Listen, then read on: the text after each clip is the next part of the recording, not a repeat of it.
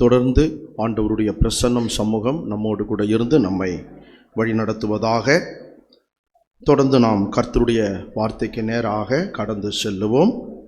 நம்முடைய எண்ணங்கள், சிந்தனைகள் எல்லாவற்றையும் ஆண்டவருடைய வார்த்தைக்கு நேராக நாம் திருப்பி வைப்போம்.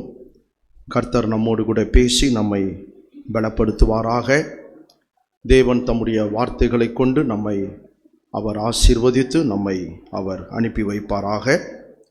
தொடர்ந்து வசனத்திற்கு நேராக நம்முடைய கவனங்களை நாம் திருப்பிக் கொள்ளுவோம். ஆபகூக்கு தீர்க்க தரிசன புஸ்தகம் 3ஆம் அதிகாரம் எல்லாரும் எடுத்துக்கொள்ளுவோம். ஆபகூக்கு தீர்க்க தரிசன புஸ்தகம் 3ஆம் அதிகாரம். ஆபகூக்கு எங்க இருக்குன்னு கேட்குறீங்களா? அது நாகும் புஸ்தகத்துக்கு பக்கத்தில் இருக்கு. அந்த நாகும் எங்க இருக்குன்னு கேட்குறீங்களா? ஆபகூக் பழைய ஏற்பாட்டிலே பக்கம் 1085. இன்னும் கொஞ்சம் பேர் புதிய ஏற்பாட்டில் பார்த்துக்கிட்டு இருக்கீங்க. பழைய ஏற்பாட்டிலே பக்கம் 1085. ஆபகூக்கு தீர்க்க தரிசன புஸ்தகம் 3ஆம் அதிகாரத்திலே முதல் 2 வசனங்களை வாசிக்க கேட்போம். ஆபகூக் தீர்க்கதரிசி சிகாயோனில் பாடின விண்ணப்பம். கர்த்தாவே, நீர் வெளிப்படுத்தினதை நான் கேட்டேன், எனக்கு பயம் உண்டாயிற்று. கர்த்தாவே, வருஷங்களின் நடுவிலே உம்முடைய கிரியைகளை உயிர்ப்பியும், வருஷங்களின் நடுவிலே அதை விளங்க பண்ணும், கோபித்தாலும் இரக்கத்தை நினைத்தருளும். போதும். ஆபகூக் தீர்க்க தரிசன புஸ்தகம் 3ஆம் அதிகாரம் இந்த 2வது வசனத்தில் ஒரு குறிப்பிட்ட காலத்தை அவர் குறிப்பிடுகிறார். வருஷங்களின் நடுவிலே. எப்போது? வருஷங்களின் நடுவிலே, இன் த மிடில் ஆஃப் இயர்ஸ். வருஷங்களினுடைய தொடக்கத்திலே என்று சொல்லல, வருஷங்களினுடைய முடிவிலே அப்படின்னு சொல்லல. என்ன சொல்றாரு? வருஷங்களின் நடுவிலே. இன்றைக்கு தேவனாகிய கர்த்தர் உங்களையும் என்னையும் வருஷங்களின் நடுவிலே கொண்டு வந்து நிறுத்தி இருக்கிறார். இந்த 2025ஆம் வருஷத்தில் 7வது மாதத்தில் இந்த 20வது நாளிலே தேவன் நம்மை கொண்டு வந்து நிறுத்தி இருக்கிறார். 6 மாதங்களையும் 20 நாட்களையும் நாம் முடித்திருக்கிறோம். இன்னும் நமக்கு முன்னாலே 5 மாதங்களும் ஏறக்குறைய ஒரு 13 நாட்களும் நமக்கு முன்னாலே இருக்கிறது. ஆக இந்த காலகட்டமானது இது வருஷங்களினுடைய தொடக்கம் அல்ல, இது வருஷத்தினுடைய முடிவு அல்ல, வருஷங்களினுடைய நடுவிலே. இன்றைக்கு கர்த்தர் உங்களையும் என்னையும் வருஷங்களின் நடுவிலே கொண்டு வந்து நிறுத்தி இருக்கிறார். வருஷங்களினுடைய நடுவிலே நம்மை நடத்தி கொண்டிருக்கிறார். வருஷத்தினுடைய துவக்கத்தை நாம் பார்த்தோம், வருஷத்தினுடைய முடிவை நாம் பார்க்க போகிறோம். ஆனால் இன்றைக்கு நீங்களும் நானும் எதை பார்த்து கொண்டிருக்கிறோம்?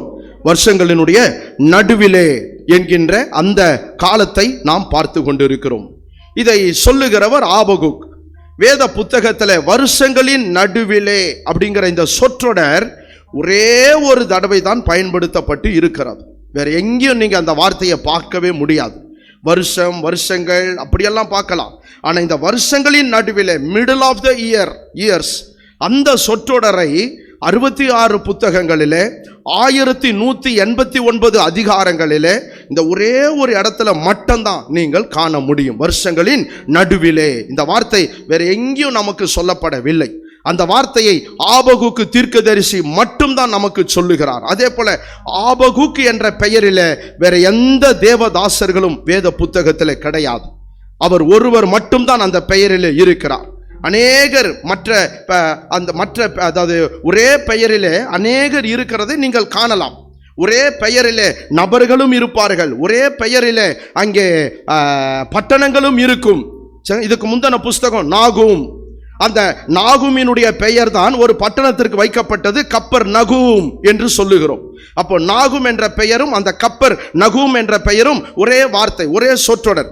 அப்போ கவனித்து பாருங்கள். அப்போ ஒரு சிலருடைய பெயர்கள் பட்டணங்களுக்கு வைக்கப்பட்டு இருக்கிறது, ஒரே பெயரில் அநேகர் இருக்கிறார்கள். ஆனால் இந்த ஆபகூக்கு பெயரில் இவர் ஒருவரை தவிர வேத புஸ்தகத்தில் வேற யாருமே கிடையாது. அந்த ஆபகூக்கு தான் 3ஆம் அதிகாரம் 2ஆம் வசனத்தில் ஒரு காலத்தை அவர் குறிப்பிடுகிறார், வருஷங்களின் நடுவிலே. சரி, முதலாவதாக அன்பானவர்களே, யார் இந்த ஆபகூக்? இந்த ஆபகூக்கை குறித்து வேதம் என்ன வர்ணிக்கிறது? இந்த ஆபகுக்கை குறித்த ஒரு அறிமுகத்தை இந்த வேதம் நமக்கு எப்படி கொடுக்கிறது என்று பார்ப்போமேயானால் முதல் வசனத்தில் சொல்லப்பட்டிருக்கிறது. முதலாவதாக ஆபகுக் தீர்க்கதரிசி. He was a prophet. அவர் யார்? தீர்க்கதரிசி. ஆபகுக் ஆண்டவருக்கு 3 விதத்தில் ஊழியம் செய்திருக்கிறார். 3 வித்தியாசமான விதத்தில் கர்த்தருடைய ஊழியத்தை அவர் பெற்றிருக்கிறார். இன்றைக்கு நீங்களும் நானும் கூட ஏதாகிலும் ஒரு வகையில ஆண்டவருக்கு ஊழியம் செய்கிறவர்களாக நாம் காணப்பட வேண்டும். அன்றைக்கு ஆபகுக்கை குறித்து நாம் பார்க்கும்போது முதலாவதாக அவர் யாரா இருந்தார்? தீர்க்கதரிசியாக இருந்தார். தீர்க்கதரிசி. தீர்க்கதரிசி என்பதற்கு சரியான அர்த்தம் என்ன? தேவனுடைய வாயாய் செயல்படுகிறவர். மவுத் பீஸ் ஆஃப் காட். தேவனுடைய வாயாக செயல்படுகிறவர். தேவன் என்ன சொல்ல நினைக்கிறாரோ அதை ஆபகுக்கு ஜனங்களுக்கு சொல்லிக் கொண்டிருக்கிறார். ஆக கவனித்து பாருங்கள் அன்பானவர்களே, தீர்க்கதரிசி என்பதற்கு சரியான அர்த்தம் அந்த தீர்க்கதரிசி அல்லது அந்த தேவனுடைய தாசன் அல்லது அந்த அந்த அந்த போதகர் அல்லது அந்த தேவனுடைய மனுஷன் அவர் என்ன செய்ய வேண்டும்? தேவனுடைய வாயாக செயல்பட வேண்டும் என்று சொல்லி நாம் பார்க்கிறோம். ஆக கவனித்து பாருங்கள் அன்பானவர்களே, இன்றைக்கு அவர் தீர்க்கதரிசியாய் இருக்கிறதினாலே இன்றைக்கு அதே ஆவியையும் அபிஷேகத்தையும் நம்மிலே கூட ஆண்டவர் அநேகருக்கு கொடுத்திருக்கிறார். ஆனால் நாம் அதை பயன்படுத்த வேண்டும். கவனித்து பாருங்கள், நமக்குள்ளேயும் கர்த்தர் அந்த தீர்க்க தரிசன ஆவியை கர்த்தர் வைத்திருக்கிறார். அந்த தீர்க்க தரிசன வரத்தை கர்த்தர் வைத்திருக்கிறார். அந்த தீர்க்க தரிசன அபிஷேகத்தை கர்த்தர் வைத்திருக்கிறார். அந்த தீர்க்க தரிசன அழைப்பை கர்த்தர் வைத்திருக்கிறார். ஆனால் அநேகர் என்ன செய்வதில்லை? அதை பயன்படுத்துவது கிடையாது. ஆனால் கவனித்து பாருங்கள் அன்பானவர்களே, இன்றைக்கு ஆண்டவர் எனக்கு எந்த ஊழியமும் கொடுக்கல, எந்த வரத்தையும் அவர் கொடுக்கல என்று யாராலும் சொல்லவே முடியாது. அந்த வகையில ஏதாயிலும் ஒரு ஊழியத்தை செய்யும்படியாக, ஏதாயிலும் ஒரு வரத்தை பயன்படுத்தத்தக்கதாக கர்த்தர் உங்களுக்கும் எனக்கும் அவர் ஊழியங்களையோ வரங்களையோ கொடுத்திருக்கிறார். ஆகவே ஆபகுக்கை குறித்து நாம் இங்கே பார்க்கிறோம். அவர் முதலாவதாக யாரா இருந்தார்? தீர்க்கதரிசியாக இருந்தார். யோசித்து பாருங்கள் அன்பானவர்களே, அதுலயும் இந்த தீர்க்கதரிசி கொஞ்சம் வித்தியாசமான தீர்க்கதரிசி. ஆபகுக்கு தீர்க்கதரிசி அந்த புஸ்தகத்தை நீங்க படிச்சீங்கன்னா அது வித்தியாசமான ஒரு தீர்க்க தரிசன புத்தகமாக அது காணப்படும். காரணம் என்னவென்றால், தீர்க்க தரிசனம் என்றாலே நாம் என்ன நினைக்கிறோம்?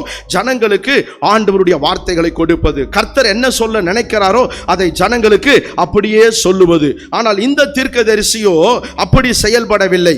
ஜனங்கள் என்ன சொல்லுகிறார்களோ அதை கர்த்தரிடத்தில் கொண்டு போகிறான். கர்த்தர் என்ன சொல்ல நினைக்கிறாரோ அதை ஜனங்களிடத்தில் கொண்டு வந்து சொல்லுகிறதாக நாம் இங்கே பார்க்கிறோம். கர்த்தர் பேசுவார், ஆபகுக்கு பேசுவார். ஆபகுக்கு சில கேள்விகளை கேட்பார், ஆண்டவரும் சில கேள்விகளை கேட்பார். அது மாதிரியான ஒரு பாணியிலே இந்த தீர்க்க தரிசன புஸ்தகம் அமைந்திருப்பதை நீங்கள் காணலாம். ஆக முதலாவதாக இந்த ஆபகுக்கு யார் என்றால் அவர் ஒரு தீர்க்கதரிசி. இன்றைக்கு அன்பானவர்களே, நீங்களும் நானும் ஏதாயிலும் ஒரு வகையில், சரிங்களா, நீங்க சில சமயத்தில் பாருங்க, ஜனங்கள் சொல்லுவாங்க, நீங்க எனக்கே பேசின மாதிரி இருந்தது என்று சொல்லுவாங்க. நீங்க பேசினது எனக்கு ரொம்ப ஆறுதலா இருந்தது, நீங்க சொன்ன அந்த 4 வார்த்தை எனக்கு ரொம்ப சமாதானமா இருந்தது. அப்படி என்றால் என்ன அர்த்தம்? அந்த சொல்லப்பட்டவர்களுக்குள்ளே ஆண்டவர் தீர்க்க தரிசன வரத்தை வைத்திருக்கிறார், அந்த தீர்க்க தரிசன அபிஷேகத்தை கர்த்தர் வைத்திருக்கிறார் என்று சொல்லி நாம் இங்கே பார்க்கிறோம். ஆக முதலாவதாக இந்த ஆபகுக்கு யார் என்றால் அவர் ஒரு தீர்க்கதரிசி. சரி, இரண்டாவது தொடர்ந்து வாசிப்போம் அந்த முதல் வசனத்தை. ஆபகுக் தீர்க்கதரிசி சிகாயோனில் பாடின விண்ணப்பம். பாடின என்று சொல்லி நாம் பார்க்கிறோம். பாடின அப்படி என்றால் இவர் ஒரு சிறந்த பாடகர். He was a singer, he was a poet. அவர் ஒரு சிறந்த பாடகர் என்று சொல்லி நாம் பார்க்கிறோம். அன்றைக்கு அந்த எருசலேம் தேவாலயத்தில் பாடகர் குழுவிலே இவர் ஒரு அங்கத்தினராக இருந்திருக்கிறார். அந்த எருசலேம் தேவாலயத்தில் பாடுகின்ற அந்த பாடகர் குழுவிலே இவரும் ஒருவராக அங்கே காணப்பட்டிருக்கிறார்.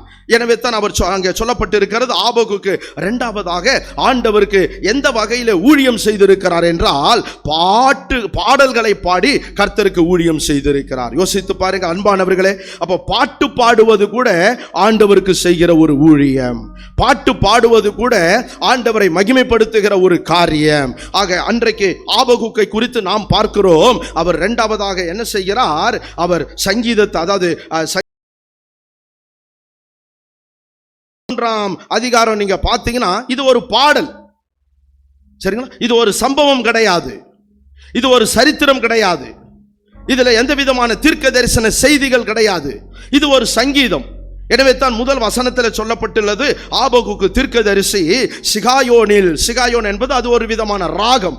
அந்த ராகத்திலே இந்த ஆபகுக்கு இந்த 3ஆம் அதிகாரத்தை ஒரு பாடலாக பாடிக்கொண்டிருக்கிறார். இந்த 3ஆம் அதிகாரம் ஒரு சங்கீதம். யோசித்து பாருங்கள். கடைசி வசனத்தை வாசியுங்கள்.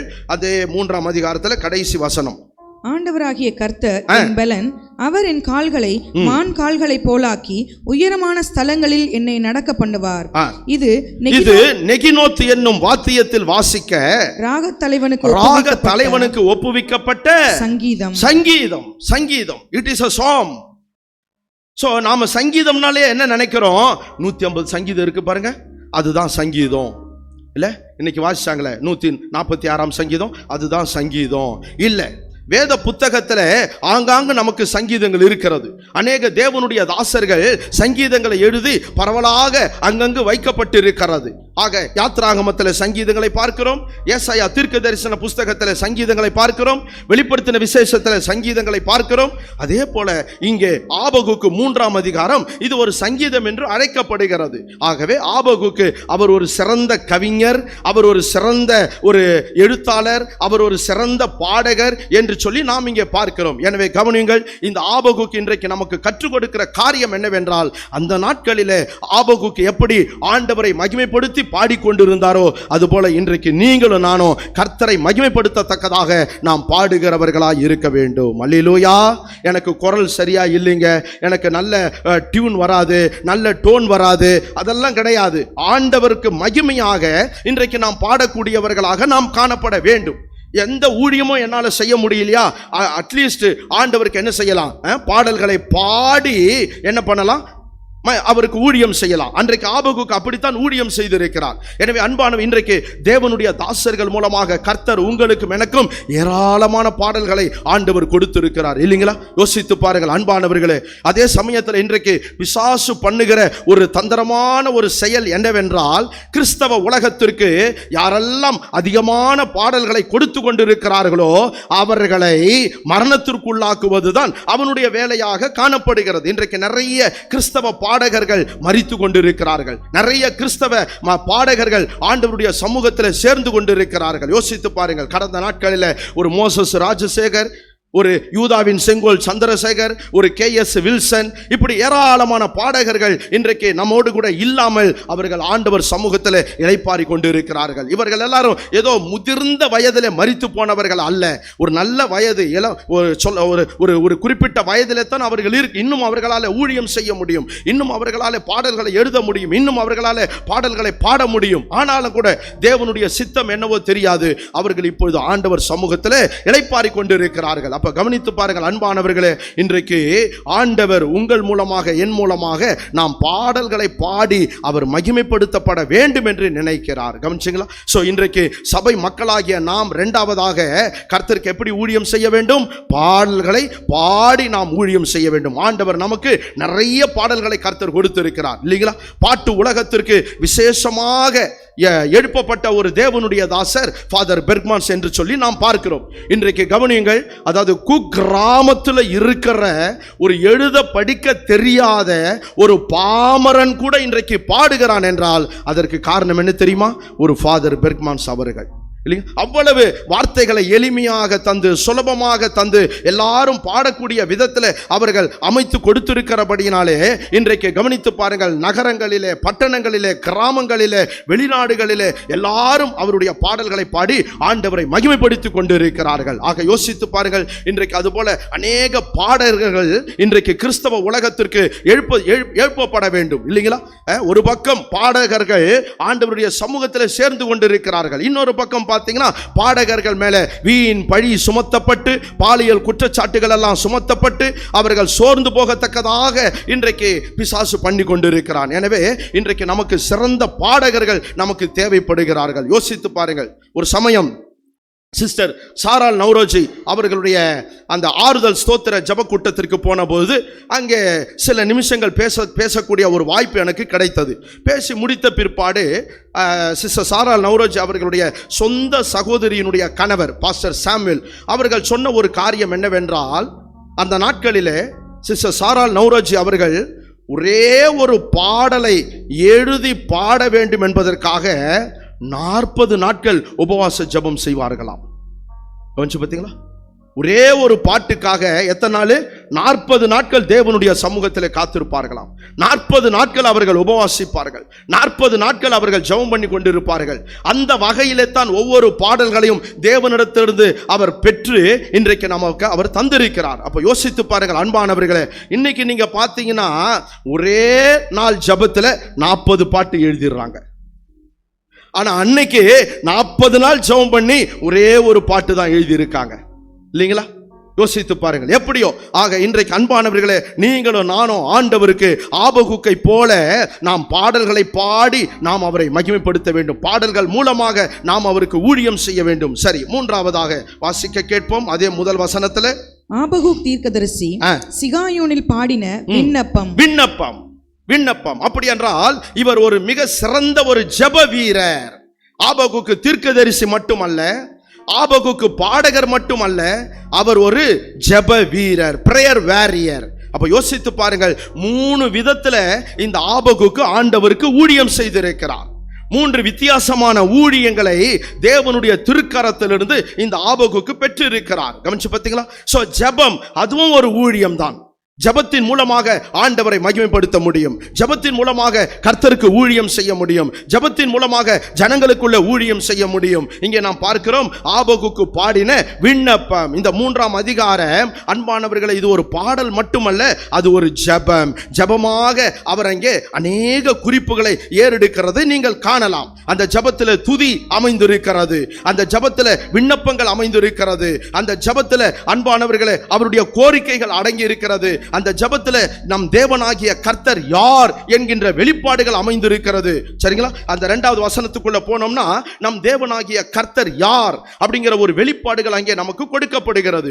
அடுத்தபடியாக அந்த ஜெபத்தில் துதி அமைந்திருக்கிறது நீங்கள் பார்க்கலாம். 18ஆம் வசனத்தில் சொல்லுகிறார், 18, நான் கர்த்தருக்குள் மகிழ்ச்சியாயிருப்பேன், என் ரட்சிப்பின் தேவனுக்குள் களி கூறுவேன். அப்ப துதி அங்கே அமைந்திருக்கிறது. சந்தோஷமா இருக்கிறவர்கள் சங்கீதம் பாட கடவர்கள். அப்ப இங்க அவர் சந்தோஷமா இருக்கிறார்னா யோசித்து பாருங்கள், அவர் துதிகளை ஏறெடுத்து கொண்டிருக்கிறார். ஆக இந்த 3ஆம் அதிகாரம் இது ஒரு ஜெபம் என்று சொல்லி நாம் பார்க்கிறோம். ஆக கவனித்து பாருங்கள், இன்றைக்கு நீங்களும் நானும் ஆண்டவருடைய சமூகத்தில் ஜெபிக்கிறவர்களாய் நாம் காணப்பட வேண்டும். ஜெபத்தில் போராடுகிறவர்களாக நாம் காணப்பட வேண்டும். ஜெபிக்கிற குடும்பமாக இருக்க வேண்டும். ஜெபிக்கிற சபையாராக இருக்க வேண்டும். ஜெபிக்கிற பிள்ளைகளாக நாம் காணப்பட வேண்டும். அன்பானவர்களே, சோ அப்ப யோசித்து பாருங்கள், ஆபகுக்கு என்ன பண்றாரு பாத்தீங்களா? விண்ணப்பம். அவர் ஜெபிக்கிறதாக நாம் இங்கே பார்க்கிறோம். இன்றைக்கு அன்பானவர்கள், நம்முடைய வாழ்க்கையில ஜெப ஜீவியம் காணப்படுகிறதா? அந்த ஜெபத்தினுடைய மணி நேரங்கள் இன்றைக்கு அதிகமாகி இருக்கிறதா? அந்த ஜெபத்தை இன்னும் அதிகப்படுத்தி இருக்கிறேனா என்று சற்று சிந்தித்து பார்க்க வேண்டும். நமக்குள்ளே அந்த ஜெப ஆவி காணப்படுகிறதா? அந்த ஜெபத்தினுடைய அபிஷேகம் நமக்குள்ளே இருக்கிறதா? அந்த ஜெப சிந்தை நமக்குள்ளே இருக்கிறதா? எதை செய்தாலும் ஜெபத்தோடு செய்கிற ஒரு மனநிலைமை நமக்குள்ளே காணப்படுகிறதா?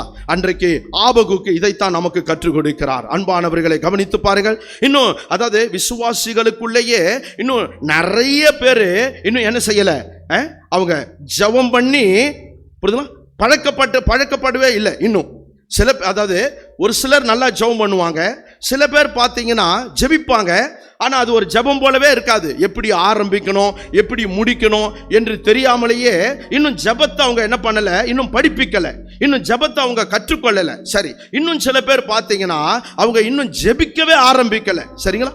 இப்போ இதே இடத்துல பார்த்தீங்கன்னா இன்னும் எத்தனையோ பேர்களுடைய ஜெப சத்தம் இன்னும் எங்களால் கேட்க முடியல. என்னைக்கு தான் அந்த சலாக்கியம் கிடைக்கும்னு தெரியல.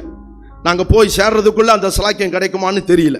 ஸோ இன்னும் எத்தனையோ பேர்களுடைய ஜெப சத்தம் இந்த ஆலயத்தில் இன்னும் தொனிக்கலை. இன்னும் எத்தனையோ பேர்களுடைய ஜெப அந்த குரல் இந்த இடத்துல இன்னும் எழும்பவே இல்லை. ஆனால் கவனித்து பாருங்கள் அன்பானவர்களே, ஸோ இங்கே இருக்கக்கூடிய ஒவ்வொருவரும், சிறு பிள்ளைகளானாலும் வயதானவர்கள் ஆனாலும் சரி, சரிங்களா, எனக்கு ஜெபம் பண்ண தெரியாது பாஸ்டர், எனக்கு ஜெபமெல்லாம் வராது பாஸ்டர், நான் அவ்வளவா படிக்கலை. ஜெபத்துக்கு படிப்பெல்லாம் அவசியம் கிடையாது. ஒரு தகப்பனார் இடத்துல எப்படி பேசுகிறோமோ அதே போல நம்முடைய பரம தகப்பனார் இடத்துல பேசி கொண்டிருக்க வேண்டும். குடும்பத்தில், வீட்டில் உங்கள் தந்தையார் இடத்துல எப்படி நீங்கள் ரொம்ப சுலபமாக, அதாவது ஒரு கேஷுவலா, ஒரு யூசுவலா நீங்கள் எப்படி பேசுறீங்களோ அதே போல இந்த பரம தகப்பனார் இடத்துல பேசிக்கொள்ளுகிற ஒரு காரியம் தான் ஜெபம் என்று சொல்லி நாம் பார்க்கிறோம். சோ ஜெபத்துக்கு அடுக்குமொழி அவசியம் இல்லை, ஜெபத்திற்கு செந்தமொழி அவசியம் இல்லை, ஜெபத்திற்கு எதுகை மோனை அவசியம் இல்லை, ஜெபத்திற்கு கவிதை வடிவத்தில் இருக்கணுங்கிற அவசியம் எல்லாம் இல்லை. உங்க வாய்க்கு என்ன வருதோ ஜெபம் பண்ணுங்க, உங்க வாய்க்கு என்ன வருதோ அதெல்லாம் சொல்லி பாருங்க, அதையும் கர்த்தர் ஏற்றுக்கொள்ளுகிறவராய் இருக்கிறார். அல்லேலூயா. ஆக யோசித்து பாருங்கள் அன்பானவரே, சுருக்கமான ஜெபம், சரிங்களா? நீண்ட ஜெபங்கள் பண்ண தெரியல, பரவாயில்லை. வேதத்துல ஒரு சிலர் சுருக்கமான ஜெபங்களை கூட பண்ணி இருக்காங்க இல்லைங்களா? ஒரு சிம்சோன் தன்னுடைய கடைசி காலத்துல இந்த ஒரு விசை மாத்திரம் என்னை நினைத்தருளும் ஜெபிச்சாரு. ரொம்ப சின்ன ஜெபம், கர்த்தர் அந்த சின்ன ஜெபத்திற்கு பலத்த ஒரு ஆசீர்வாதத்தை கொடுத்தார் இல்லைங்களா? யோசித்து பாருங்கள் அன்பானவர்களே. ஆக இது போல அதே போல பேதுரு அந்த ஆழத்தில் அந்த சமுத்திரத்தில் மூழ்கி கொண்டிருக்கிற வேளையில ஒரு எளிமையான ஜெபத்தை ஏறெடுத்தார், ஒரு சின்ன ஜெபத்தை ஏறெடுத்தார். ஆண்டவரே ரட்சியும். உடனே அந்த ஜெபத்திற்கு கர்த்தர் பதில் கொடுத்தார். ஆகவே நீண்ட நேரம் ஜெபம் பண்ணணும் அப்படிங்கிற அவசியம் இல்லை, சின்ன சின்ன ஜெபங்கள், கொஞ்ச நேர ஜெபங்கள். ஆனா காலம் ஃபுல்லா அப்படியே இருந்து விடக்கூடாது, சரிங்களா? அதை அதிகப்படுத்த வேண்டும், அதை கொஞ்சம் கொஞ்சமாக படிப்படியாக நாம் உயர்த்தி கொள்ள வேண்டும். ஆகவே மூன்றாவதாக இந்த ஆபகுக்கை குறித்து நாம் பார்க்கும்போது அவர் மிக சிறந்த ஒரு ஜெப வீரராக அவர் காணப்பட்டிருக்கிறார். யோசித்து பாருங்கள். சோ இந்த ஆபகுக்கு சாதாரணமானவர் அல்ல. இவரிடத்துல 3 விதமான ஊழியங்கள் இருந்திருக்கிறது, 3 விதத்துல தேவன் இவர் ஊழியம் செய்திருக்கிறார். முதலாவதாக சொல்லப்பட்டுள்ளது, எல்லாமே இங்கிலீஷ்ல பாத்தீங்கன்னா எல்லாமே அந்த P என்ற லெட்டர்ல அமைந்திருக்கிறது, நீங்கள் பார்க்கலாம். he was a prophet. அவர் முதலாவதாக ஒரு தீர்க்கதரிசி, தீர்க்க தரிசன வார்த்தைகளை, தீர்க்க தரிசன செய்திகளை ஜனங்களுக்கு கொடுக்கிறவராய் இருந்தார். இரண்டாவதாக he was a poet. அவர் மிக சிறந்த ஒரு கவிஞன், மிக சிறந்த ஒரு பாடகர் என்று சொல்லி நாம் பார்க்கிறோம். மூன்றாவதாக he was a prayer warrior. மிக சிறந்த ஒரு ஜெப வீரராக அவர் காணப்பட்டிருக்கிறார். இப்போ அவர் தான் இப்போ 2வது வசனத்துல ஜெபிக்கிறாரு. அந்த ஜெபத்துல ஜெபம் முக்கியம் அல்ல, அங்க அந்த ஜெபத்துல தேவன் எப்படிப்பட்டவர் என்ற அந்த வெளிப்பாட்டை கொடுக்கிறார். அதைத்தான் இன்றைக்கு நீங்களும் நானும் பெற்றுக்கொள்ள வேண்டும். அவரை குறித்த ஒரு சரியான அறிவை நாம் பெற வேண்டும், அவரை குறித்த ஒரு சரியான தெளிவை நாம் பெற்றுக்கொள்ள வேண்டும். என் தேவனை குறித்த ஒரு சரியான புரிதல் உங்களுக்கும் எனக்கும் கிடைக்க வேண்டும் என்பதற்காகத்தான் அன்றைக்கு ஆபகுக்கு அந்த காரியத்தை எழுதுகிறார். வாசிக்க கேட்போம் 2வது வசனம். கர்த்தாவே, நீர் வெளிப்படுத்தினதை நான் கேட்டேன், எனக்கு பயம் உண்டாயிற்று. கர்த்தாவே, கர்த்தாவே. போதும். இந்த 2வது வசனத்துல 2 சொற்றொடர்கள் 2 தடவை அவர் சொல்லி இருக்கிறத நீங்க பார்க்கலாம். 2வது வசனத்துல 2 சொற்றொடர்கள் 2 தடவை சொல்லி இருக்கிறார். முதல் சொற்றொடர் கர்த்தாவே, இல்ல லார்ட். பாருங்க, முதல்ல கர்த்தாவே நீர் வெளிப்படுத்தினதை நான் கேட்டேன், எனக்கு பயம் உண்டாயிற்று. திரும்ப சொல்றார் பாருங்க, கர்த்தாவே. so there are 2 times அந்த லார்ட் என்ற வார்த்தை 2வது வசனத்துல 2 தடவை இந்த ஆபகுக்கு சொல்லுகிறார். பாருங்க, கர்த்தாவே கர்த்தாவே.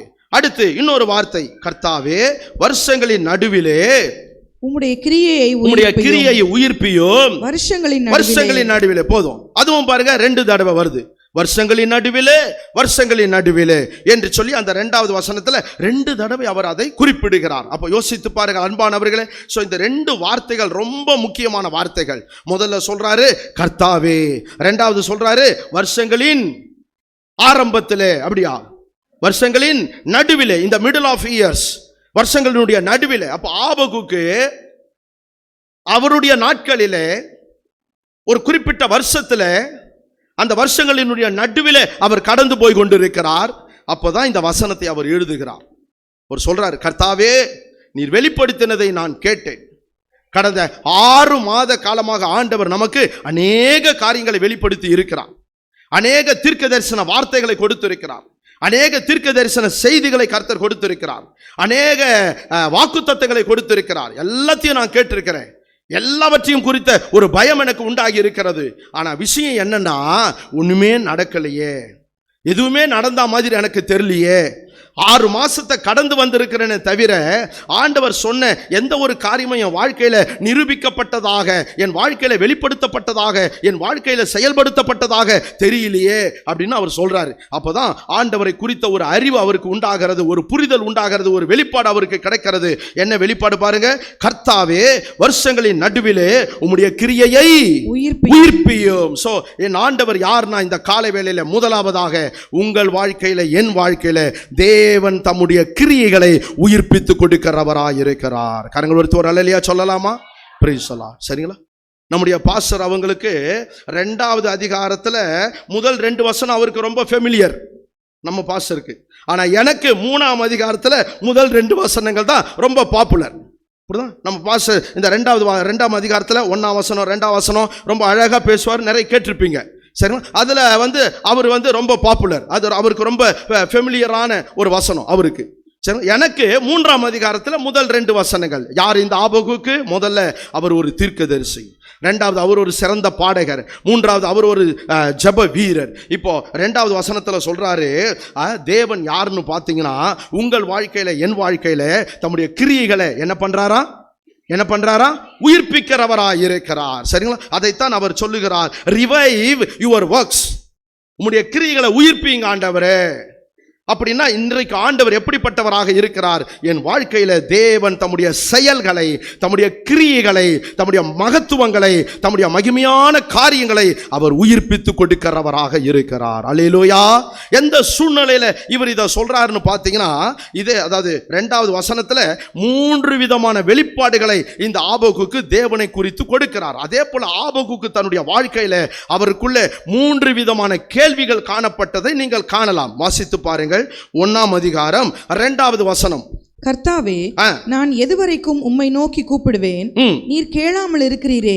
கொடுமை நிமித்தம் நான் எதுவரைக்கும் உம்மை நோக்கி கூப்பிடுவேன், நீர் ரட்சியாமல் இருக்கிறீரே. போதும். ஆபகுக்கினுடைய அனுபவத்தை நாம் பார்க்கும்போது முதலாவதாக அவர் சொல்றார், அவருடைய முதல் கேள்வி என்ன? How long? எது வரைக்கும் ஆண்டவரே? நான் இன்னும் எது வரைக்கும் ஜெபம் பண்ணுவேன்? இன்னும் எது வரைக்கும் உபவாசம் போடுவேன்? இன்னும் எவ்வளவு நாள் முழங்கால நிற்பேன்? இன்னும் எத்தனை நாள் இந்த பைபிளை தூக்குவேன்? இன்னும் எவ்வளவு நாள் உம்மை பின்பற்றி வருவேன்? நீர் என்ன செய்ய மாட்டீங்க? என் ஜெபத்துக்கு செவி சாய்க்க மாட்டேங்கிறீங்களே, நீர் கேளாமல் இருக்கிறீரே. பாத்தீங்களா? அப்ப ஆண்டவர் அநேக சமயத்துல உங்களுடைய என்னுடைய ஜெபங்களுக்கு என்ன பண்றது இல்ல? கேட்கவே மாட்டேங்கிறார். சரிங்களா? கேட்கறதே இல்ல. why are you not hearing?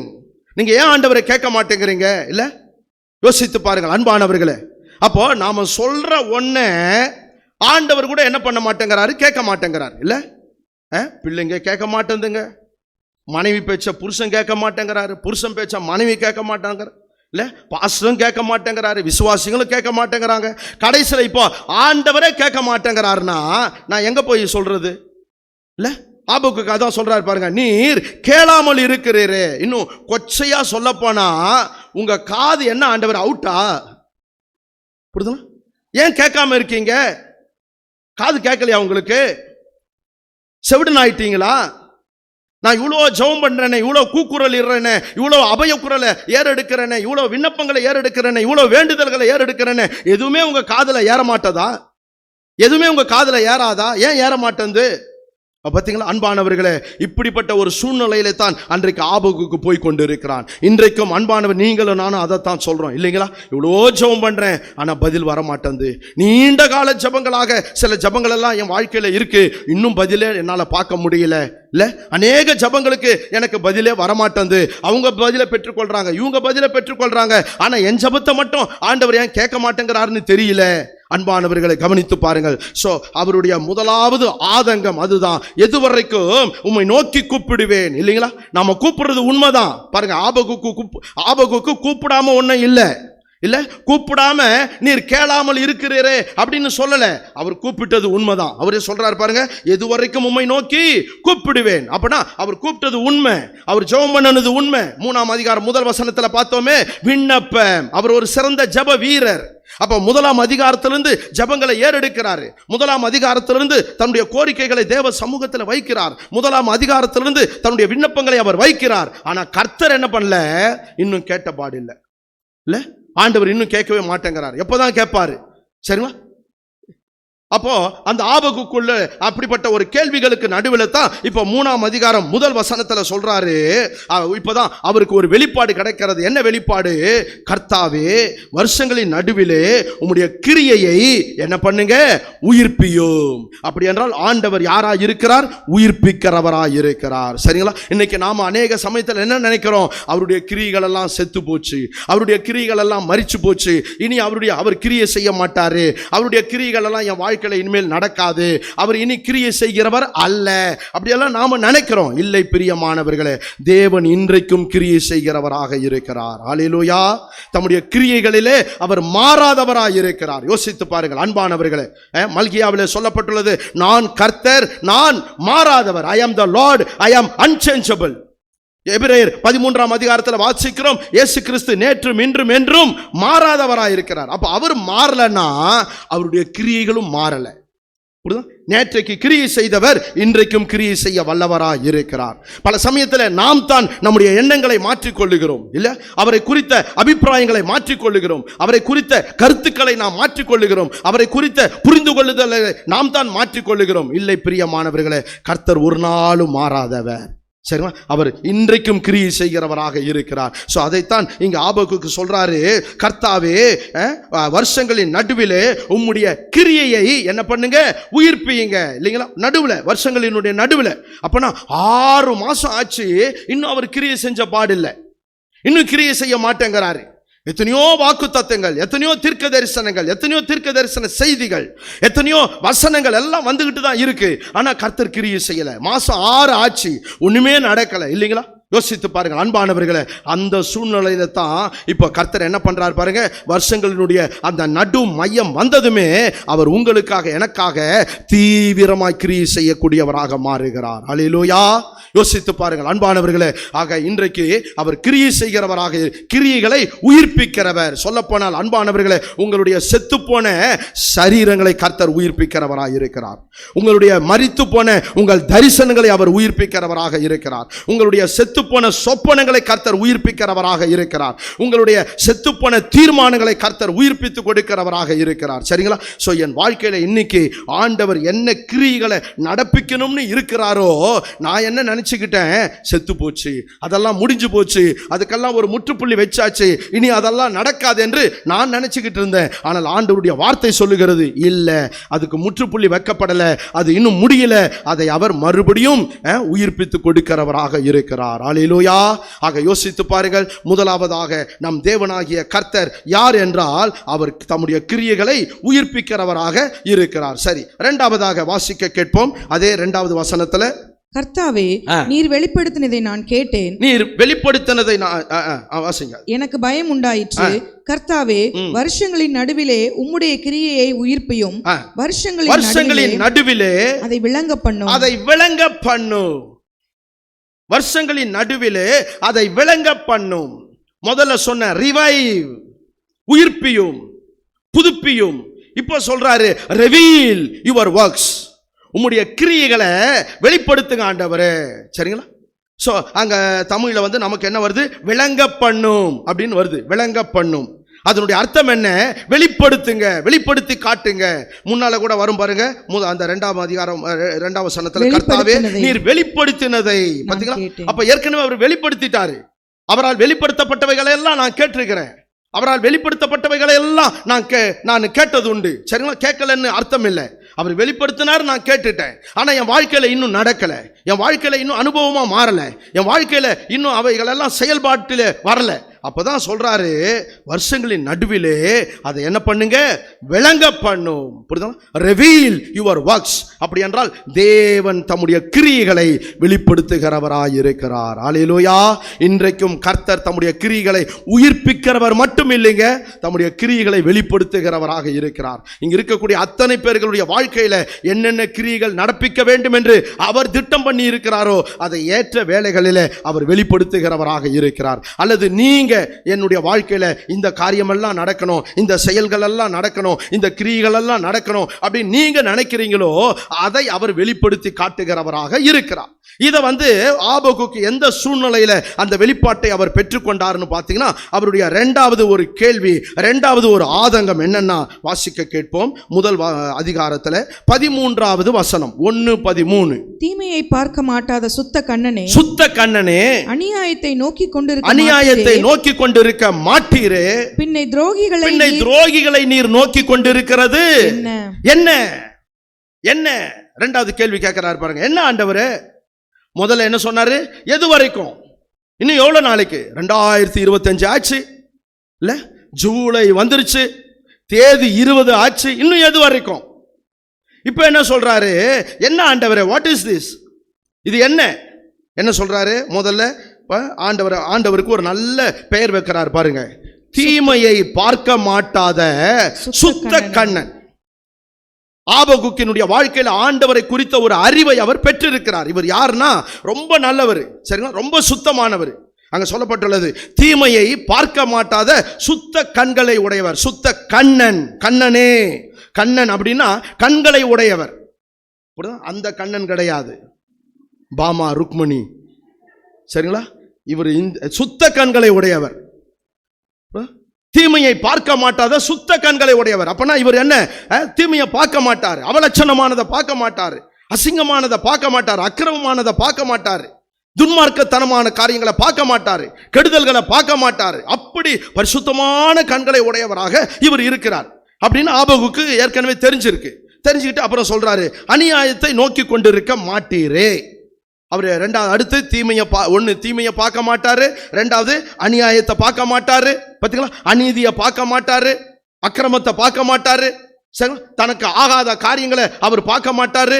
அப்படியெல்லாம் சொல்லிட்டு இப்ப என்ன சொல்றாரு பாருங்க, பின்னை துரோகிகளை நீர் நோக்கி கொண்டிருக்கிறது என்ன?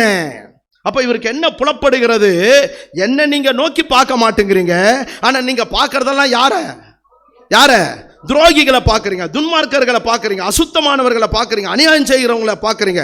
என்ன எப்பதான் பார்ப்பீங்க? why are you not looking me?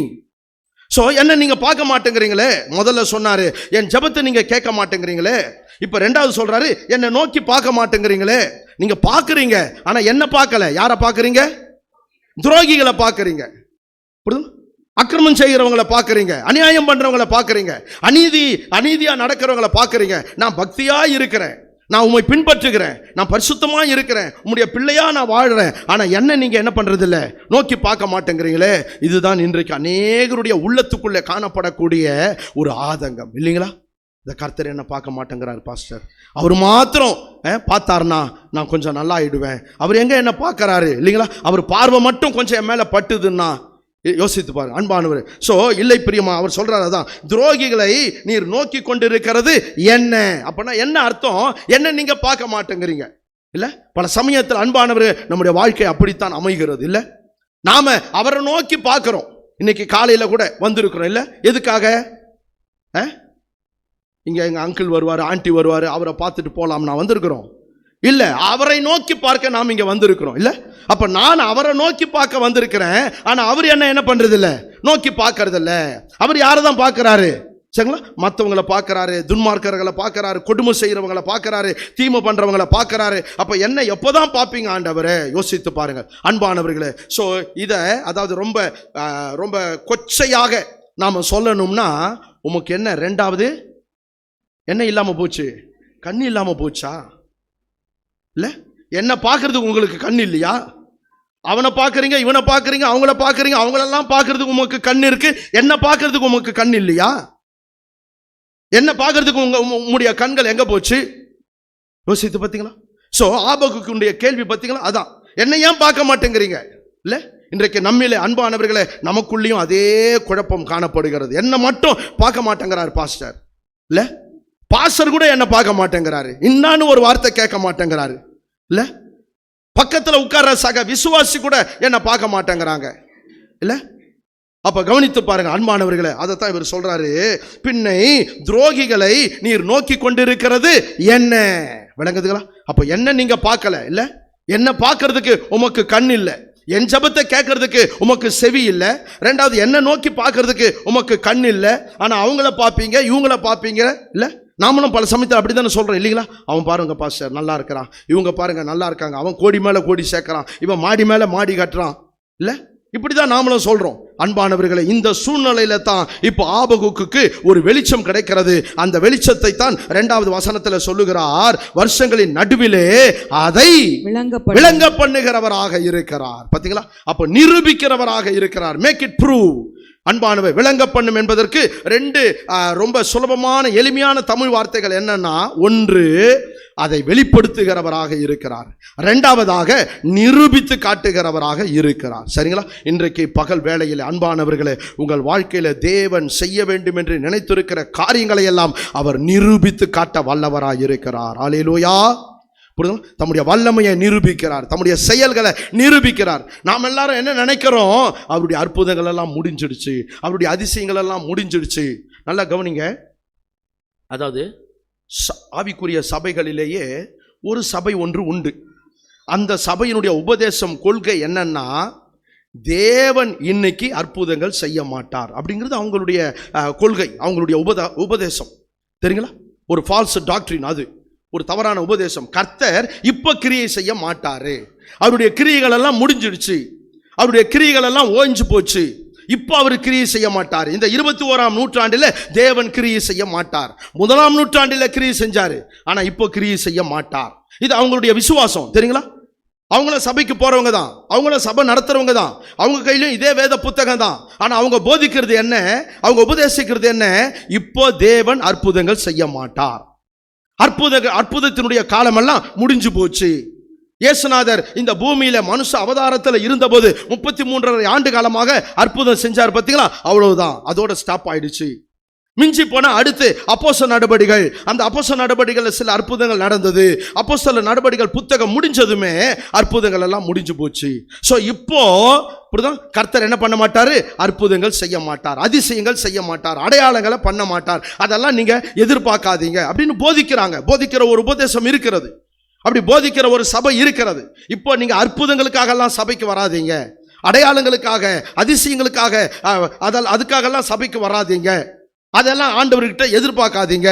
அதெல்லாம் கர்த்தர் இப்போ செய்ய மாட்டாரு, அந்த காலமெல்லாம் முடிஞ்சு போச்சு, அதெல்லாம் பூர்வ காலத்தில் நடந்தது, ஆதி திருச்சபையில் நடந்தது, இப்போ இருக்கிற சபையில் கர்த்தர் அதெல்லாம் நடப்பிக்க மாட்டாரு அப்படின்னு சொல்லுகிற ஒரு உபதேசம், சொல்லுகிற ஒரு சபையின் நடுவில் தான் இன்றைக்கு நாம் இருக்கிறோம். சரிங்களா? இப்படிப்பட்ட ஒரு சூழ்நிலையில ஆண்டவருடைய வார்த்தை என்ன சொல்லுதுன்னா, அவர் இன்றைக்கும் தம்முடைய கிரியைகளை வெளிப்படுத்தி காட்டுகிறவராக இருக்கிறார். அல்லேலூயா. விளங்குதுங்களா? நீங்க என்ன சொல்றீங்க? அந்த உபதேசக்காரோட சேர்ந்துங்களா? ஒரு அல்லேலூயா இல்லை, ஒரு ஆமேன் இல்லை. அப்போ நான் அவங்கள ஆதரிக்கிற மாதிரி தெரியுது. சரிங்களா? ஆமாம்மா பாஸ்டர், நீங்க சொல்றது கரெக்ட் தான், இப்போ ஆண்டவர் கிரியெல்லாம் செய்ய மாட்டார், அவங்க சொல்றது ரொம்ப கரெக்ட் தான். இல்லை பிரியமானவர்களே, கர்த்தர் இன்றைக்கும் கிரியை செய்ய வல்லவராய் இருக்கிறார். கர்த்தர் இன்றைக்கும் அற்புதங்களை நடப்பிக்க வல்லவராய் இருக்கிறார். சரிங்களா? அவர் அற்புத தேவனாய் காணப்படுகிறார். He is a miracle worker. அவர் இன்றைக்கும் அதிசயங்களை செய்கிறவராக இருக்கிறார். இல்லைங்களா? He is a wonder, he is a miracle worker. அவர் இன்றைக்கும் அதிசயம் செய்கிறவர், அற்புதங்களை செய்கிறவராக இருக்கிறார். ஆனால் போதிக்கிற உபதேசம் என்ன, போதிக்கிற ஒரு போதனை என்ன, இப்படி பல உபதேசங்கள் இருக்கிறது. சரிங்களா? சோ அந்த போதனையில் என்ன சொல்றாங்க? ஆண்டவர் இப்போ கிரியை செய்ய மாட்டார், அதெல்லாம் முடிஞ்சு போச்சு, அதெல்லாம் அவங்களுக்கு தான், ஆதி திருச்சபை மக்களுக்கு தான், புதிய ஏற்பாட்டினுடைய ஆரம்ப காலத்தில் 1ஆம் நூற்றாண்டில் அப்போதான். இப்போ அதெல்லாம் சரிப்பட்டு வராது, இப்போ அதெல்லாம் நடக்காது, அதெல்லாம் நடக்கும்னு எதிர்பார்க்காதீங்க, அப்படியெல்லாம் எதிர்பார்த்து சபைக்கு வராதீங்க அப்படின்னு போதிக்கிற ஒரு போதனை இருக்கிறது. ஆனால் கவனிங்கள், இன்றைக்கு நீங்களும் நானும் நம்முடைய விசுவாசம் என்னவா இருக்க வேண்டும்? கர்த்தர் இன்றைக்கும் அற்புதங்களை அவர் வெளிப்படுத்துகிறவராக இருக்கிறார். வெளிப்படுத்துகிறவர் மட்டுமல்ல, அவர் நிரூபித்து காட்டுகிறவராக இருக்கிறார். அல்லேலூயா. விளங்குது? யோசித்து பாருங்க அன்பானவர்களே. இன்றைய அதாவது உட்கார்ந்துகிட்டு இருக்கிற உங்களுக்குள்ளே ஆண்டவர் எத்தனை அற்புதங்கள் செஞ்சிருக்கிறார்ல. ஏதோ ஒரு அற்புதம் செஞ்சதால தான் இந்த சபைக்கு வந்தீங்க, ஏதோ ஒரு அற்புதம் செஞ்சதால தான் இந்த இயேசுவை ஏற்றுக்கொண்டீங்க, ஏதோ ஒரு அற்புதம் செஞ்சதால தானே நீங்க ஞானஸ்நானத்துக்கு ஒப்பு கொடுத்தீங்க. அப்ப கர்த்தர் இன்றைக்கும் நமக்கு அற்புதங்களை செய்கிறவராக இருக்கிறார். இல்லைங்களா? யோசித்து பாருங்கள் அன்பானவர்களே. 1982ஆம் வருஷத்துல என்னுடைய நண்பன் முதல் முறையாக கிரிகோரி ஸ்ட்ரீட்ல இருந்த மார்நாதா திருச்சபைக்கு என்னை அழைத்து கொண்டு வந்தான். அதை தொடர்ந்து அந்த சபைக்கு போக வேண்டும் என்ற எண்ணம் எனக்கு ஏற்பட்டது. நடந்த ஒரு காரியம் என்ன தெரியுங்களா? குழந்தை பருவத்திலிருந்து எனக்கு காணப்பட்ட காது வலி எங்க போச்சுன்னே தெரியல. இது கர்த்தர் எனக்கு செஞ்ச அற்புதம். புரியுதுங்களா? எனக்கு பெரிய கேன்சரோ, எய்ட்ஸோ, அல்சரோ அப்படியெல்லாம் எதுவும் கிடையாது, சாதாரண காது வலி. சரிங்களா? ஆனா அது சாதாரணமானதாக நீங்க ஒருவேளை நினைக்கலாம். ஆனா காது வலி வந்தவங்களுக்கு தான் அதனுடைய வேதனை தெரியும். ராத்திரி எல்லாம் தூங்க முடியாது, கையை இந்த காதை விட்டு எடுக்கவே முடியாது. சோ அப்படிப்பட்ட ஒரு பயங்கரமான ஒரு பாதிப்பு, பயங்கரமான ஒரு நோய். சரி, இப்போ அதுக்கப்புறம் அதாவது அதுக்காக ஜெபம் பண்ணல, யாரும் ஜெபிக்கவும் இல்லை. ஆனால் சபைக்கு தொடர்ந்து போய்கிட்டே இருந்தேன். அதுக்கப்புறம் அடுத்த வருஷத்துல அந்த காது வலி எனக்கு வரவே இல்லை. வருஷந்தோறும் வந்து விசிட் பண்ணிட்டு போகும், நம்மளை ஒரு 2 மாசத்துக்கு இருக்கும். சரிங்களா? அந்த 2 மாசத்துக்கு ஸ்கூல் ஆப்சண்ட், 2 மாசத்துக்கு அந்த ஸ்டடிஸ் எல்லாம் பாதிக்கும் எல்லாமே. சரிங்களா? அப்போ கவனித்து பாருங்கள் அன்பானவர்களே. ஆனா அதுக்கப்புறம் அந்த சபைக்கு வர ஆரம்பித்த பிற்பாடு இப்போ அந்த காதுவலி எங்கன்னு தெரியல. சரி, அப்போ கர்த்தர் என்ன செய்யறாரு? இன்றைக்கும் அற்புதங்களை செய்கிறவராக இருக்கிறார். விளங்குதுங்களா? அதாவது அந்த சிம்டம்ஸ் சில சமயத்துல வரும் இல்லைங்களா? இப்போ அவன் பேசிக்கிட்டு இருக்கிறதையும் என்னால கேட்க முடியுது. சுகமாயிட்டி நான் சொல்றேன், இன்னைக்கு ராத்திரியே காமிக்கிறேன் பாரு, சரிங்களா? கொஞ்சம் சிம்டம்ஸை கொண்டு வரேன் பாரு அப்படின்னு அவன் சொல்றதும் எனக்கு கேட்க தான் செய்யுது. சரிங்களா? அதே சமயத்துல என் ஆண்டவர் சொல்லுகிறதை நான் மனப்பூர்வமாக விசுவாசிக்கிறேன். அவர் சொன்னதுதான் சத்தியம். சரிங்களா? இவன் பொய்யன், பொய்க்கு பிதாவா இருக்கிறான். சரிங்களா? சுகமாயிட்டியான்னு சொல்ற, இன்னைக்கு ராத்திரி பார்த்துக்கலாம், இல்ல நாளைக்கு பார்த்துக்கலாம். சரிங்களா? சோ அப்ப இவன் பொய்யன், புரியுதுங்களா? ஆனா இவர் சத்தியமானவர், இவர் உண்மை உள்ளவர், என்னை சுகமாக்கினது உண்மை. அப்ப அது போல இங்குள்ள அநேகரை ஆண்டவர் சுகப்படுத்தி இருக்கிறார். அப்ப அவருடைய அற்புதங்கள் இன்றைக்கும் இருக்கிறது, அவருடைய அற்புதங்கள் இன்றைக்கும் நடந்து கொண்டு இருக்கிறது இல்லைங்களா? இன்றைக்கும் வெளிப்படுத்தி காட்டுகிறார், இன்றைக்கும் நிரூபித்து காட்டுகிறார். ஆகவே தான் அவர் சொல்றாரு, ரிவீல் யுவர் வொர்க்ஸ். முதல்ல சொன்னாரு ரிவைவ் யுவர் வொர்க்ஸ், இரண்டாவது ரிவீல் யுவர் வொர்க்ஸ், மூன்றாவது கடைசியாக இன்னொரு காரியத்தை சொல்லுகிறார். அதே 2ஆம் வசனம் கடைசி வரியில, கோபித்தாலும் இரக்கத்தை நினைத்தருளும். ரிமெம்பர். கடைசியாக கோபித்தாலும் இரக்கத்தை நினைத்தருளும். அப்போ ஆண்டவர் உங்க மேல என் மேல என்ன பண்றாரு? சில சமயத்துல கோபப்படுறாரு. சரிங்களா? நம்ம அந்த கோபத்துக்கு நியாயமான காரணங்கள் உண்டு. சரிங்களா? அது காரணம் இல்லாம அவர் கோபப்படுறது கிடையாது. நம்ம கோபத்துக்கெல்லாம் ஒரு காரணமும் இருக்காது. சரிங்களா? ஆனா அவர் நம்ம மேல கோபப்படுறாருன்னா நியாயமான காரணங்கள் இருக்கு. It is a reasonable. காரணம் இல்லாம அவர் நம்ம மேல கோபப்படவே மாட்டார். அப்போ பல சமயத்தில் அவர் என் மேல கோபப்படுறாரு, ஆனாலும் என்ன பண்றாரு பாருங்க, இரக்கமா என்னை அவர் நினைக்கிறவராய் இருக்கிறார். அல்லேலூயா. அப்ப நான் கோபத்தை உடனே மறைச்சிடுறாரு பாருங்க, கோபத்தை உடனே தண்ணிலிருந்து எடுத்து போட்டுறார் இல்லைங்களா? ஐயோ என் பிள்ளைகள் ஆச்சே, என் பிள்ளைங்க மேல நானே கோபப்பட்டா என்ன ஆகுறது, இவங்க நிலைமை என்ன ஆகுறது, இவங்க கதி என்ன ஆகுறது? இல்ல கோபப்படக்கூடாது, என் கோபத்தை நான் மாத்திரணும் அப்படின்னு சொல்லி நம்ம மேல என்ன பண்றாரா? இரக்கமாய் அவர் நினைத்தருளுகிறவராய் இருக்கிறார். யோசித்து பார்த்தீங்களா அன்பானவர்களே? உலகத்துல சொல்றாங்க இல்லைங்களா, அடிக்கிற கைதான் அணைக்கும். அப்ப இவர் நம்ம மேல கோபப்படுறதுக்கு அங்க உரிமையும் இருக்கிறது, நம்ம மேல் நினைவு கூறுகிறதற்கும் உரிமை இருக்கிறது. அல்லேலூயா. அப்ப கவனித்து பாருங்கள் அன்பானவர்களே, இவரை விட்டா வேற யாரும் நம்மளை நினைக்க முடியாதுங்க. சரிங்களா?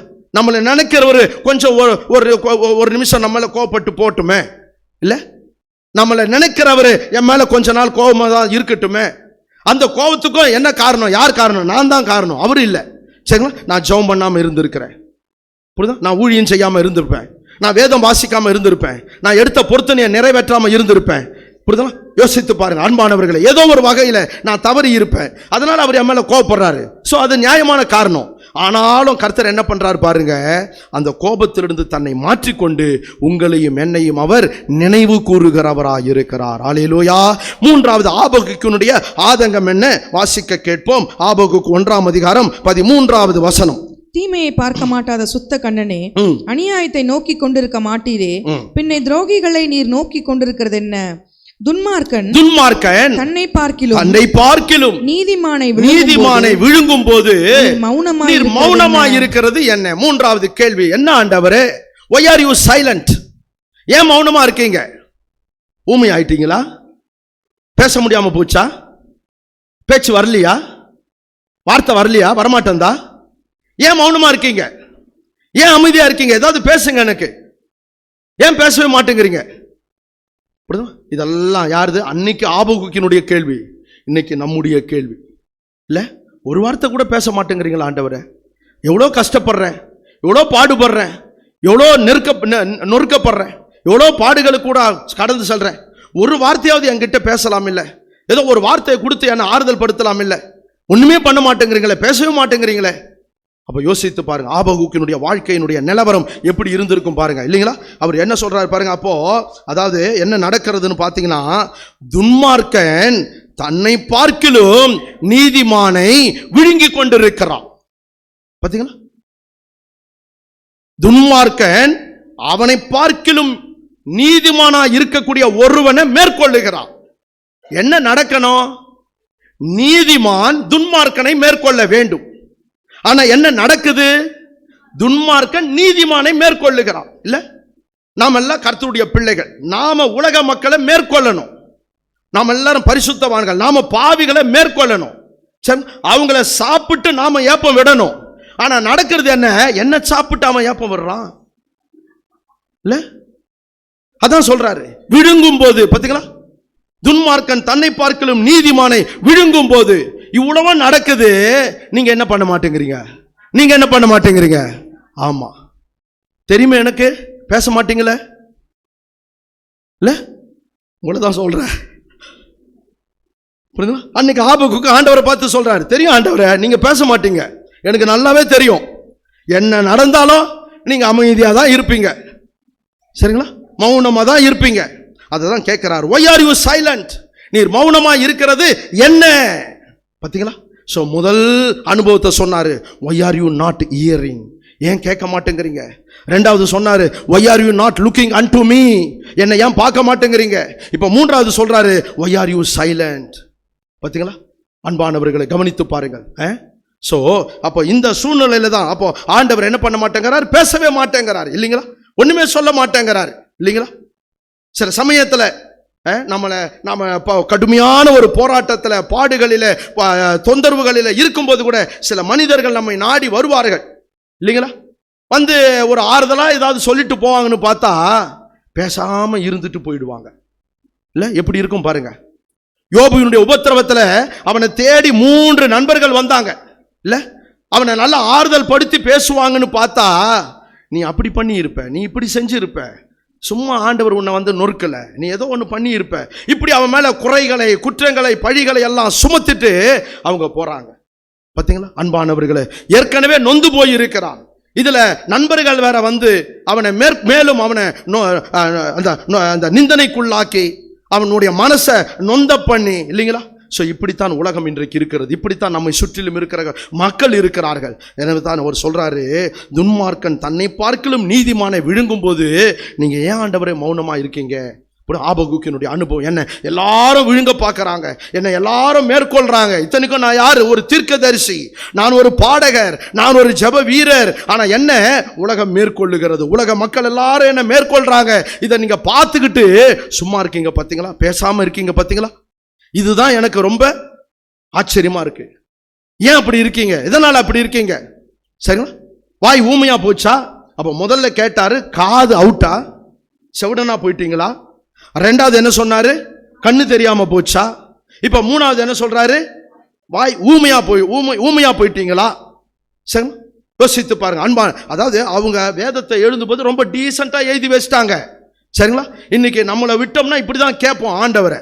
இல்ல, ஊமையா போயிட்டீங்களா? காது கொஞ்சம் கூட கேட்க மாட்டேன்தா? நான் எவ்வளோ ஜெபம் பண்றேன், எவ்வளோ கத்துன்னு கத்துறேன், இல்ல ஹாயா தூங்கிட்டு இருக்கீங்க ஆண்டவரை, சரிங்களா? பேசாம இருக்கீங்க, உண்மை கவனிச்சா மாதிரி தெரியல, இல்லைங்களா? சொல்றதால நான் அவரை சொல்றேன், உங்களை யாரையும் சொல்லல. அப்போ இது மாதிரி சொல்லிட்டு தான் இப்போ 3ஆம் அதிகாரத்துல 2ஆம் வசனத்துல கடைசி வார்த்தையில சொல்றாரு, கோபித்தாலும் இரக்கத்தை என்ன பண்ணுங்க, நினைத்தருளும். அப்படின்னா ஆண்டவர் உங்களையும் என்னையும் நினைவு கூறுகிறவராய் இருக்கிறார். அல்லேலூயா. பாத்தீங்களா? இவ்வளவு பேசின இந்த ஆபகுக்கையே ஆண்டவர் நினைச்சார்னா உங்களை என்னையும் நினைக்க மாட்டாரா? நாம் என்ன அதை விட அதிகமா பேசிட்டோமா? அப்படி பேசி இருந்தாலும் கூட கர்த்தர் நம்மை நினைவு கூறுகிறவராய் இருக்கிறார், சரிங்களா அன்பானவர்? சோ அதை தான் இப்போ சொல்லி முடிக்கிறாரு, ரிமெம்பர் மீ லார்ட், கோபித்தாலும் இரக்கத்தை நினைத்தருளும். அப்ப கவனித்து பாருங்கள் அன்பானவர்களே, ஆண்டவர் உங்களுக்காக எனக்காக என்னென்ன கிரியைகளை செய்யணும்னு அவர் தீர்மானித்திருக்கிறாரோ அதையெல்லாம் செய்யும்படிக்கு அவர் நினைவு கூறுகிறவராய் இருக்கிறார். விளக்குதா? என் பிள்ளைக்கு நான் இதை செய்யணும், என் ஜனங்களுக்கு நான் இதை பண்ணணும், என் மக்களுக்கு நான் இதை பண்ணணும் அப்படின்னு சொல்லி எல்லாவற்றையும் தம்முடைய ஞாபக சக்திக்குள்ள, தம்முடைய நினைவுக்குள்ள அவர் கொண்டு வருகிறதாக நாம் பார்க்கிறோம், இல்லைங்களா? சோ நினைத்தருளுகிறவராக இருக்கிறார். என்னை கர்த்தர் என்ன பண்றாருங்க? நினைத்தருளுகிறார், இல்லைங்களா? சில சமயத்தில் கோபிக்கிறாரு. கோபத்துக்கு என்ன காரணம் தெரியுமா? நான் பாருங்க எவ்வளவு கேள்வி கேட்டேன் பாத்தீங்களா? அதுக்காக அவர் என் மேல கோபப்படுறாரு. அப்ப கோபித்தவர் என்ன அடிக்கல, அதே சமயத்தில் நான் ரொம்ப அரவணைச்சுக்கிறாரு, என்னை ஆசீர்வதிக்கிறாரு, என்னை இரக்கமா பார்க்கிறாரு. சரிங்களா? என்னை நினைவு கூறுகிறவராக இருக்கிறார். ஆக அன்பானவர்களை, கடைசியாக அவர் யார் தெரியுமா? நம்மை அவர் நினைவு கூறுகிறவர். இந்த வெளிப்பாடுகளை தான் இந்த 2வது வசனத்தில் ஆபகுக்கு கிடைத்திருக்கிறது. அதை தான் சொல்றார், கர்த்தாவே நீர் வெளிப்படுத்தினதை நான் கேட்டேன், எனக்கு பயம் உண்டாயிற்று. அப்போ இப்போ ஆண்டவர் யார் தெரியுங்களா? சாதாரணமானவர் இல்லை, அவர் அசாதாரணமானவர். அவர் சராசரியானவர் அல்ல.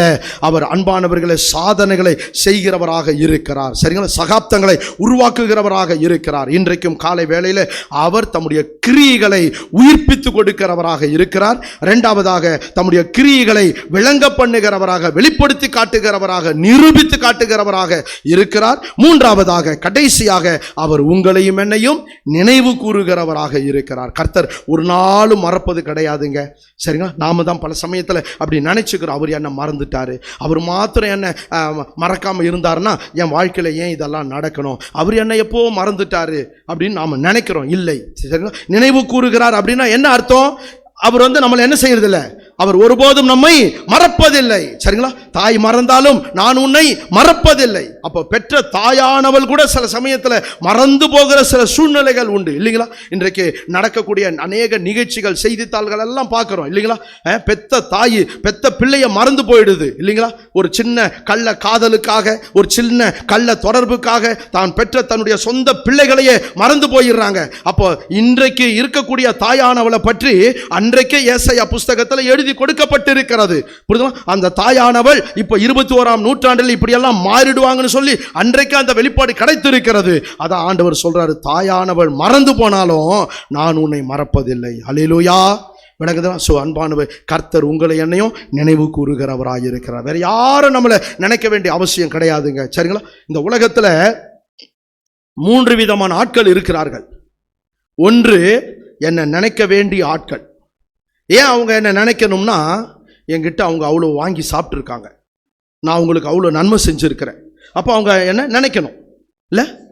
2வது, என்னை நினைக்காத ஒரு கூட்டம். ஏன் என்ன நினைக்கல, ஏன் என்ன நினைக்க மாட்டேங்கிறாங்க? நான் அவங்களுக்கு ஒன்றுமே செய்யலை, என்னால் அவங்களுக்கு எந்த பயனும் இல்லை. அது ரீசனபிள், நியாயமான காரணம். நான் அவங்களுக்கு எதுவும் பண்ணலை, அவங்க என்ன நினைக்கல. சரிங்களா? அது கரெக்டு தான். 3வது, நான் எவ்வளவோ செஞ்சிருக்கிறேன், கட்டாயம் அவங்க என்ன நினைச்சுதான் ஆகணும், வேற வழியே கிடையாது. கண்டிப்பா அவங்க என்ன நினைச்சுதான் ஆகணும். ஆனா அப்படி நினைக்க வேண்டியவங்க கூட சில சமயத்துல நினைக்காம போயிடுறாங்க.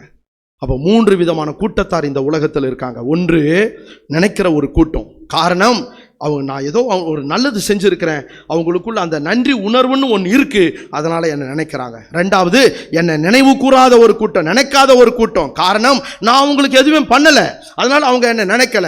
சரிங்களா? அது ஓகே. 3வதாக, நான் எவ்வளவோ செஞ்சிருக்கிறேன், அவங்க கண்டிப்பா என்னை நினைச்சுதான் ஆகணும், ஆனா அப்படிப்பட்டவங்க கூட சில சமயத்தில் என்ன பண்ணலை, நினைக்கவே இல்லை. இந்த சூழ்நிலையில கர்த்தர் நம்மை நினைக்கிறவராக இருக்கிறார். அல்லேலூயா. நான் அவருக்கு எதுவும் பண்ணாலும் சரி, பண்ணாவிட்டாலும் சரி, கர்த்தர் நம்மை நினைவு கூறுகிறவராக இருக்கிறார். ஆகவே அன்பானவர்களை, இந்த காலை வேளையிலே இப்படிப்பட்ட இந்த மாபெரும் 3 விதமான வெளிப்பாடுகளை நாம் பெற்றுக்கொண்டு அந்த ஆண்டவரை நாம் சார்ந்து கொள்ளுவோம், அவரையே பின்பற்றுவோம், அவருக்கு பின்னே நாம் நடப்போம். கர்த்தர் தாமே நாம் ஒவ்வொருவரையும் ஆசீர்வதிப்பாராக. நாம் எல்லாரும் ஜெபிப்போம். எல்லாரும் கண்களை மூடுவோம். எல்லாரும் கர்த்தரை நோக்கி நாம் பார்ப்போம். அல்லேலூயா. தகப்பனே, உம்மை ஸ்தோத்திரிக்கிறோம். கர்த்தர் இன்றைக்கு உங்களையும் என்னையும் வருஷங்களுடைய துவக்கத்தை காண செய்து இன்றைக்கு வருஷங்களினுடைய நடுவிலே நம்மை நிறுத்தி இருக்கிறார். வருஷங்களினுடைய நடுவிலே நம்மை நடத்தி கொண்டிருக்கிறார். எத்தனை பெரிதான ஒரு ஸ்லாக்கியம். ஜனவரி மாதத்தை பார்த்தவங்க எத்தனையோ பேர் இந்த ஜூலை மாதத்தை பார்க்கல.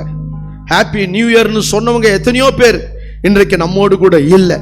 ஆனால் கர்த்தர் உங்களையும் என்னையும் கிருபையாக, இரக்கமாக ஆண்டவர் நம்மை ஜீவனோடு கூட வைத்திருக்கிறார்.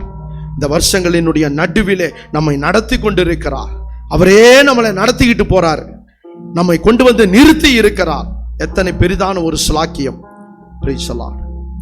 ஆபகுக்கு சந்தித்த அந்த வருஷங்களினுடைய நடுவிலே என்று சொல்லப்படுகிற அதே காலகட்டத்தில் கர்த்தர் இன்றைக்கு நம்மையும் கொண்டு வந்து நிறுத்தி இருக்கிறார். யார் அந்த ஆபகுக்? அவர் ஒரு தீர்க்கதரிசி, அவர் ஒரு பாடகர், அவர் ஒரு ஜெப வீரர். இன்றைக்கு நீங்களும் நானும் ஆண்டவருக்கு ஊழியம் செய்யும்படியாக இப்படி அநேக விதங்களை கர்த்தர் கொடுத்து இருக்கிறார். ஏதாவது ஒரு விதத்துல கர்த்தருக்கு ஊழியம் செய்யுங்க. அங்க 3 சொல்லப்பட்டுள்ளது, இன்னும் நிறைய இருக்கு, நமக்கே தெரியும். ஏதோ ஒரு விதத்துல ஆண்டவரை மகிமைப்படுத்துங்க.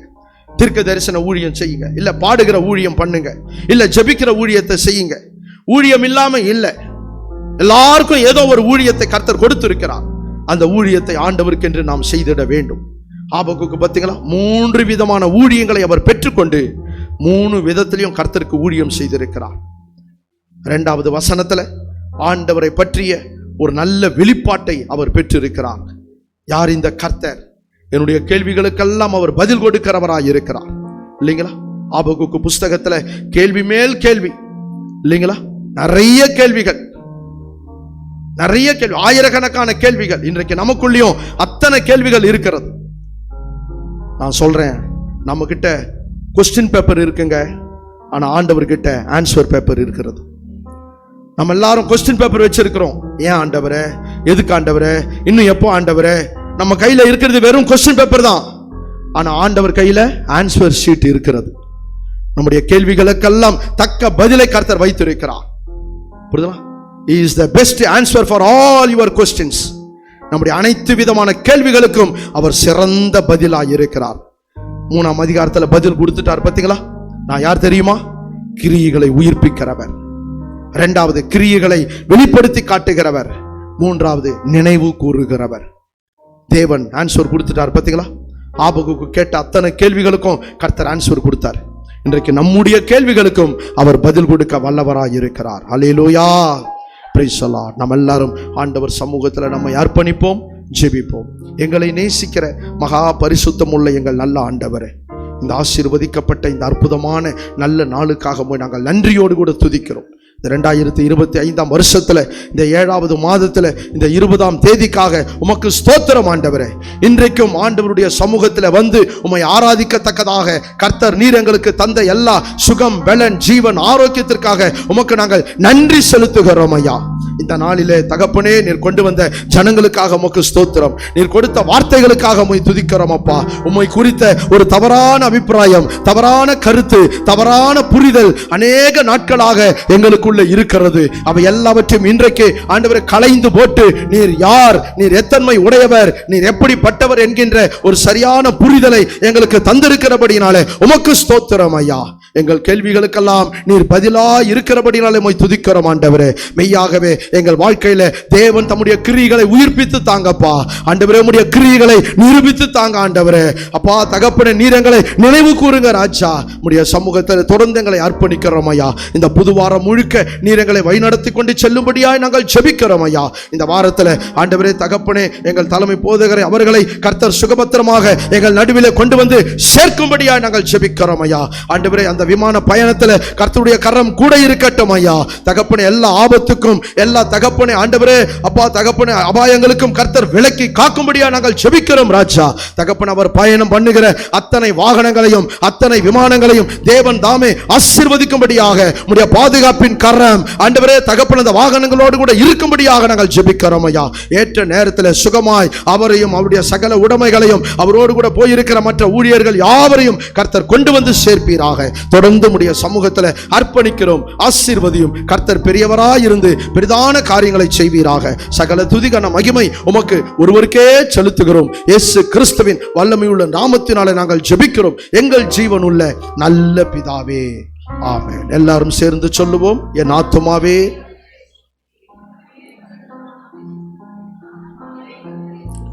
அவர் செய்த சகல உபகாரங்களையும் மறவாதே. ஆமென். நமது ஆண்டவராகிய இயேசு கிறிஸ்துவின் கிருபை, பிதாவாகிய தேவ அன்பு, பரிசுத்த ஆவியானவருடைய அந்யோன்ய ஐக்கியம் இப்போதும் எப்போதும் நம்மோடும் சகல பரிசுத்தவான்களோடும் கர்த்தர் மகிமையிலே வெளிப்படும் மட்டும் கூட இருந்து நடத்தி பாதுகாத்து ஆசீர்வதிப்பதாக. ஆமென். அல்லேலூயா, அல்லேலூயா, அல்லேலூயா. Praise the Lord. கர்த்தர் தாமே உங்கள் ஒவ்வொருவரையும் ஆசீர்வதிப்பார்.